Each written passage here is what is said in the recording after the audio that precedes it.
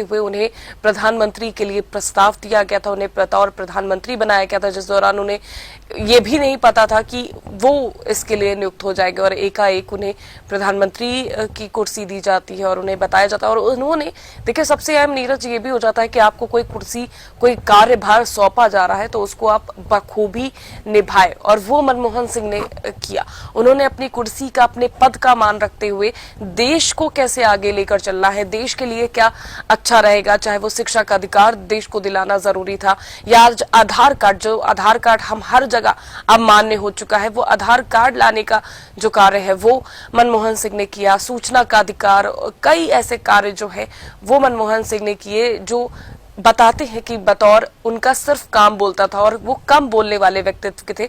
उनके शेर भी आपने सुने होंगे कि किस तरह से जब वो बोलते थे तो अपने एक एक शेरों के जरिए वो सारी बातों को समेट लेते थे। निश्चित रूप से कीर्ति जी, उन्होंने कई बार सदन में भी शेर पढ़े हैं। सुषमा स्वराज जी से कभी नोक झोंक राजनीतिक हुआ करती थी तो उनके बारे में उन्होंने कई बार मैंने देखा है शेर पढ़े। लेकिन एक बड़ी चीज ये थी कि मनमोहन सिंह जी को ये नहीं पता था कि वो प्रधानमंत्री पद भी उन्हें मिलेगा, क्योंकि वो बेसिकली जैसे आरबीआई के गवर्नर के रूप में रहे, निश्चित रूप से एक अर्थशास्त्री थे, तो उनको उन सब चीजों पे ज्यादा वो था। और अचानक से उनको, वो एक निर्विवाद कांग्रेस के ऐसे नेता थे जिनका विरोध कोई नहीं किया।